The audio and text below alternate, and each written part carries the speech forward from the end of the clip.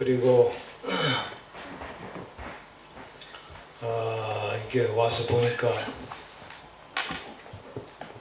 대체로 젊어요.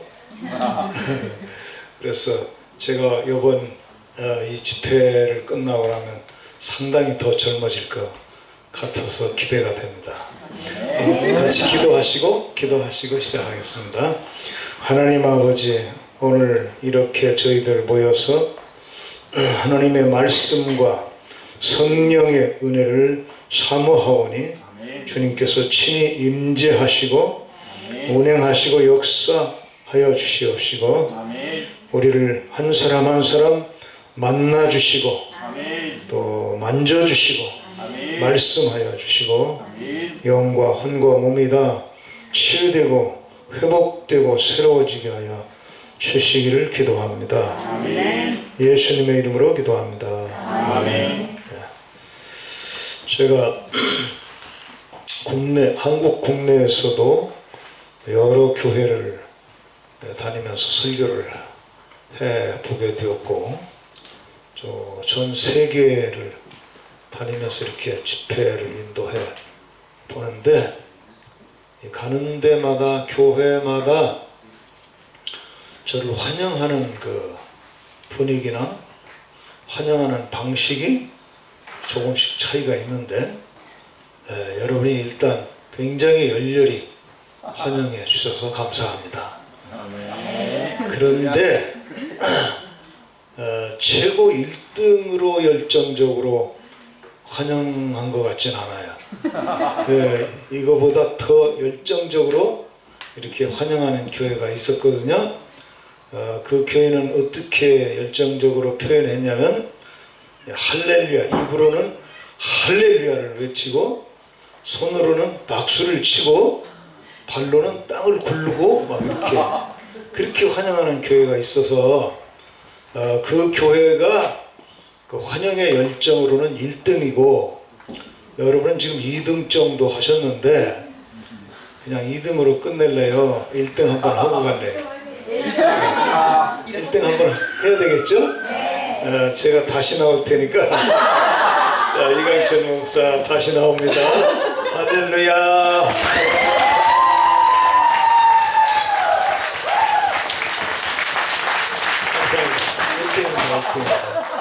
감사합니다. 1등 하셨습니다. 오늘 저녁에 저는 믿음의 지평이라고 하는 주제로 말씀을 나누겠는데 제가 이제 70이 넘고 이렇게 하다 보니까 이 설교를 정형적 설교를 잘 안 해요. 쫙 서론, 본론, 결론, 뭐 1대지, 2대지, 3대지 이렇게 쫙쫙 해나가는 그런 설교를 젊어서는 잘 했는데 이제 늙어가면서는 그렇게 설교하지 않냐고 그냥 설교 시작해서 끝날 때까지 하긴 하는데 어디서 왔다 어디로 가는지 잘 모르게 해요. 그래서 설교도 하다가 간증도 하다가 이렇게 이제 산 연수가 좀 있으니까 이제 그 간증거리가 좀 있잖아요. 그래서 간증도 했다가 설교도 했다가 왔다 갔다 하기 때문에 여러분 그냥 종이나 펜을 들고 뭘 적으려고 하면 적을 게 별로 없을 거예요. 그냥 들으면서 하나님께서 뭘 말씀하시나 이렇게 깨달아보고 여러분 삶에 적용하고 해서 말씀이 여러분의 삶이 되기를 축복합니다. 오늘 말씀에 보면 우리의 믿음의 조상이라고 불리우는 아브라함이 어떤 믿음을 가지고 살았는가 그 얘기를 합니다. 즉 아브라함이 하나님을 어떤 하나님으로 믿었는가 이 얘기인데 그것은 곧 우리들도 그 하나님을 믿고 있기 때문에 아브라함이 어떻게 믿었는가를 보면 우리도 어떻게 믿어야 되겠는가 이것을 이제 깨닫게 되고 특별히 오늘 저녁에는 우리 모두에게 이 믿음이 임하는 이 믿음이라는 것도요 내가 믿는 것 같지만 내가 믿으려고만 해서 믿어지는 게 아니고 하나님의 성령께서 우리에게 믿음을 주시더라고요. 그래서 오늘 큰 믿음의 역사가 있기를 기대합니다. 아브라함이 믿은 하나님은 일단 첫 번째로 어떻게 표현되냐면 죽은 자도 살리는 하나님으로 기록되어 있습니다. 죽은 자를 살리는 하나님, 죽은 자도 살릴 수 있는 하나님. 그러니까 전능하신 하나님이라 그 말이죠. 그런데 이런 전능하신 하나님을 우리가 아버지로 믿고 살게 되면 겁나는 게 없죠. 그렇죠? 전능하신 하나님이 내 아버지로 내가 믿어진다면 우리 삶에 겁나는 게 없고 또 안 될 게 없고 미리 정해놓고 이건 안 돼 이렇게 해야 될 이유가 하나도 없게 되는 거죠. 그래서 죽은 자도 살리는 하나님이다. 저는 우리 조상들 가문에 예수 믿는 사람이 하나도 없어서 예수님을 모르고 자라났는데 6.25 저희가 서울에 살다가 6.25 전쟁을 만나서 이제 부모님을 따라서 피난을 가게 되었죠. 그래서 피난 생활을 하다 보니까 여기 젊으신 분들은 잘 이해가 상상도 잘 안 되겠지만은 아주 가난하게 살았어요. 굶주리고 물론 뭐 먹는 날보다 굶는 날이 많았다 이렇게까지는 표현하기 어렵지만 그렇게 느낄 만큼 이제 이렇게 먹을 것이 없는 그런 시절을 살고 그러다 보니까 이제 먹다 못 먹다 이렇게 하다가 위장병 생겨가지고 또 고생을 하고 먹는 것도 없는데 위장병이 있으니까 먹는 것조차도 제대로 흡수가 안 됐는지 몸이 여러 가지로 더 약해져서 나중에는 폐결핵이라고 하는 이 허파의 병이 생기고 또 지나다 보니까 이 심장이 감당이 안 돼가지고 그 심부전증이라고 하는 거. 하여튼 심장이 이제 조그만 그 운동을 하면 운동이라는 게 없어 그냥 걸어가는 정상적인 속도로 한 1, 2km만 걸어도 심장이 감당을 못해서 그냥 불규칙하게 뛰고 쓰러지고 허옇게 되는 이런 환자가 돼서 상당히 절망적인 이 10대 소년 시절을 보내게 되었고요. 제가 초등학교는 그때는 국민학교라고 불렸는데 초등학교는 무상교육 쪽 등록금 내지 않고 가르쳐줬기 때문에 졸업을 했는데 중학교는 가지 못했습니다. 그래서 여러분은 지금 초딩 설교를 듣게 된 거죠. 중학교를 가지 못했습니다. 그런 상황에 절망과 또 저희 아버지께서는 그 피난 시절에 너무 고생을 해서 인생을 포기했는지 모르겠는데 매일 술 취해가지고 와서 이제 어머니와 자주 싸우고 그런 아주 그냥 희망이 없어요. 우리 가족들 누구의 얼굴에도 희망이 안 보이는 나도 그런 형편이고 그런 가운데 있다가 제가 15살 때 전도를 받았고 교회를 1년여 동안 다닌 후에 16살 때 예수님을 만나는 체험을 진짜 신자가 되는 거죠.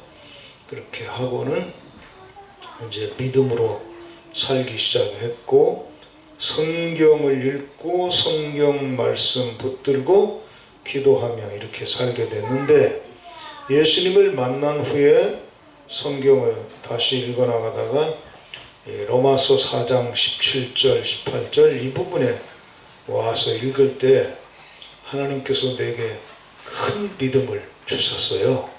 그래서 제일 먼저 아브라함이 믿은 하나님은 죽은 자도 살리는 하나님이다 할 때 내 마음에 믿음이 탁 오는데, 내가 그때 거의 죽어가고 있었잖아요.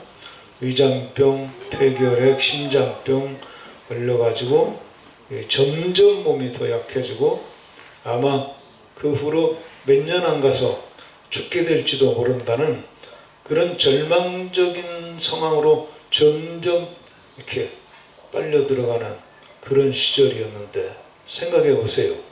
먹는 것도 없는데 위장병 걸렸지, 그로 인하여서 또 폐결핵 걸렸지, 그러다 보니까 심장이 또 약해져 가지고 이제 정상적인 속도로 1, 2km 걷는 것도 힘들지. 그러니까 이 소년이 절망을 느낄 수밖에 없잖아요, 그런 상황이 되면.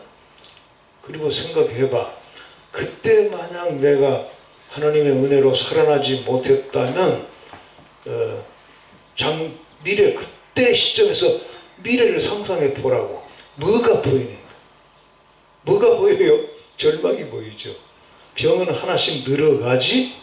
그러다 보면 이제 이게 대부분 장기가 고장나서 위장병, 폐장병, 심장병 걸렸는데, 이제 가다 보면 더 다른 기능도 약해져 가지고 간장병, 고추장병, 된장병 막 생길 거 아니겠어요?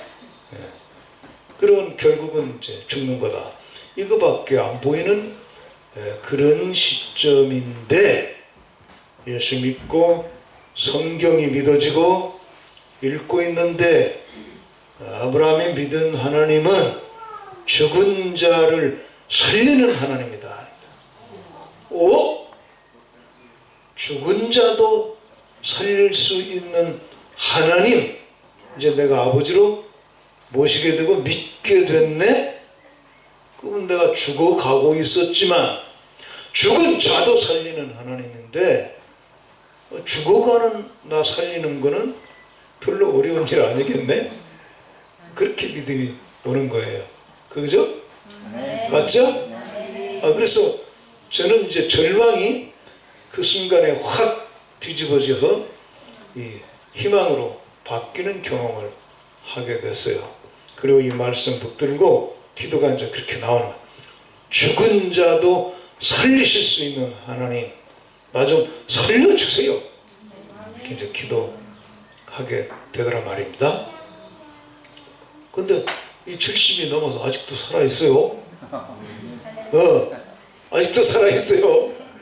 죽지 않고 살아있어요. 그래서 죽은 자도 살리는 그 하나님을 저는 만났기 때문에 제가 지금까지 살아서 이렇게 활동하고 있고, 70이 넘어 살고 있지만 아직도 전 세계를 누비면서 이렇게 살고 있어요. 할렐루야. 네. 여러분 다 죽은 자도 살리는 하나님을 오늘 확실히 만나시고 네. 그분과 함께 여러분 인생을 걸어가시기를 축원합니다. 네. 그렇게 이제 나는 은혜 받기 시작했는데, 그 후로 아브라함 이야기가 어디에 적혀 있죠? 성경? 창세기에 나오죠? 그래서 창세기에 가서 아브라함이 언제 어떻게 죽은 자를 살리는 하나님을 믿었단 말인가 하고 창세기에 돌아가서 제가 자세히 읽어 보게 되었어요. 그랬더니 아브라함도 신앙생활 초기에는 죽은 자를 살리는 하나님을 믿지 못했어요. 그래서 믿지 못할 때는 아브라함의 신앙이 흔들리기 때문에 실수하고 실패하고 죄에 빠지고 하는 그런 기록들이 나오고, 그 후에 아브라함의 신앙이 성장해서 죽은 자도 살리는 하나님을 확실히 믿는 모습이 나타나는데, 그렇게 죽은 자도 살리는 하나님을 믿게 되니까 정말 신앙이 완성되는 그런 모습을 보여주고 있는 것을 창세기를 통해서 확인하게 되는데, 그 얘기 조금 나누죠.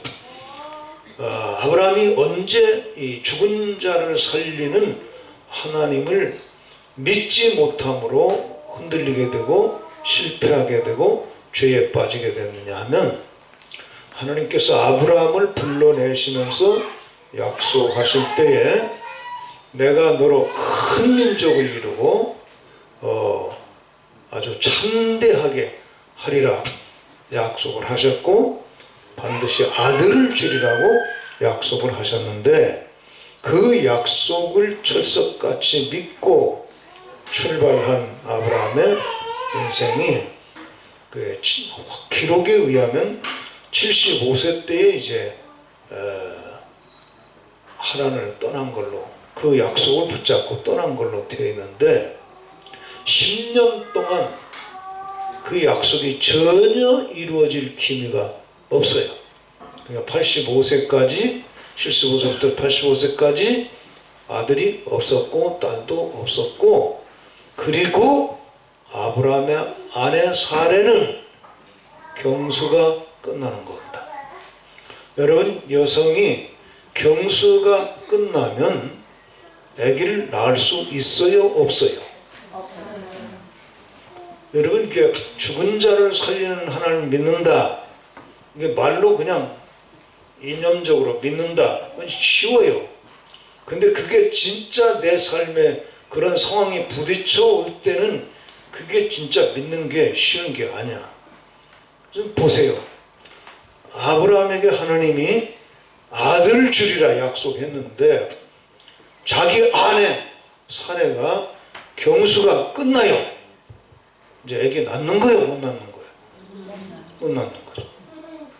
그러니까 하나님이 아들을 주리라고 약속은 했어도 불가능하단 말이에요. 아내가 경수가 끝나버리니까 애기 낳을 수 없어요. 이제 여기서 죽은 자를 살리는 하나님을 믿느냐 못 믿느냐, 이게 이제 갈림길에 서게 되는 거야. 근데 초기에 아브라함과 사레는 죽은 자를 살릴 만한 전능하신 하나님을 믿지 못해요. 그러니까 나는 경수가 끝났다, 나는 더 이상 애기 낳을 수가 없다, 그러므로 하나님이 당신에게 아들을 주리라고 한 약속은 이루어져야 되고 이루어질 것인데, 나를 통해서는 아니야. 그러므로 우리 집에 와서 일하고 있는 젊은 가정부인 하갈이라는 여성을 당신 방에 들여보낼 테니까 아들을 낳아라, 이렇게 된 거예요. 여러분, 창세기 읽을 때 그 얘기 나오죠? 네. 왜 그렇게 돼요? 죽은 자를 살리는 하나님을 아브라함과 사라가 믿었다면 그런 죄에 빠질 필요가 없어요. 경수가 끝나도 하나님이 주시면 주시는 거지. 여기까지 믿어야 되는 건데, 그걸 인간 가능성이 끝나니까 다 끝난 걸로. 여러분, 죽은 자도 살리는 하나님은 우리가 정말 믿을 수 있어야 됩니다. 현대인들은 공부를 많이 해가지고 내가 쉽게 설교하면은 못 알아듣는 것 같아. 그래서 좀 어렵게 하려고 그래. 인간 가능성이 끝나도 하나님의 가능성은 살아 있습니다. 그래서 우리의 믿음은 인간 가능성이라고 하는 한계 속에서만 믿고 사는 게 아니야. 오히려 그건 믿음도 아니야. 그렇죠? 인간 가능성 속에서 희망하고 소망하는 건 믿음 없어도 돼.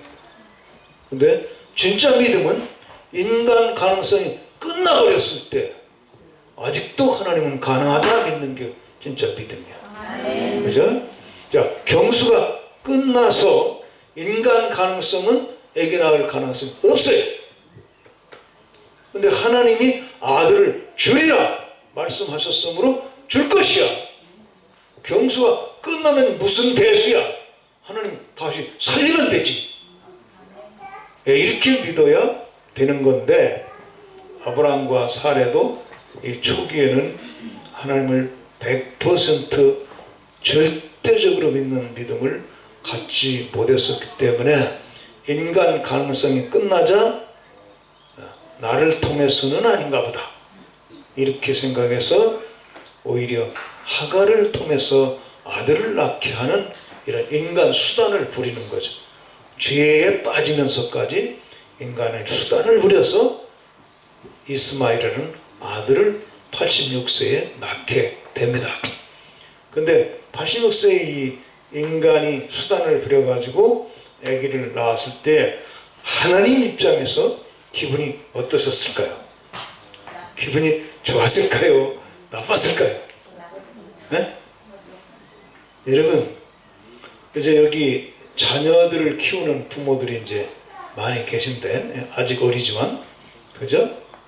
자녀들이 부모를 안 믿어준다면 그 기를 재미가 있을까요? 예를 들어서 한 가난한 집안에 아들이 있었는데 고등학생인데 이 녀석이 하루는 학교 갔다 오더니 아주 진지하게 아버지에게 물어보는 거야. 아버지, 내가 고등학교 졸업을 하면 대학 보내줄 거야? 왜냐면 가난해서 지금 아버지가 별로 능력이 없어 보이거든요. 줄 거야? 그러니까 아버지가 있다. 이놈아, 걱정하지 말고 열심히 공부나 해. 내가 너 대학은 내 생명을 내놓고라도 보내준다. 걱정하지 말고 공부나 해라. 이렇게 대답했어요. 근데 다음날 이 녀석이 학교 갔다 돌아오더니 아빠, 나 진짜 대학 보내줄 거지? 그래 이놈아, 보내준다니까.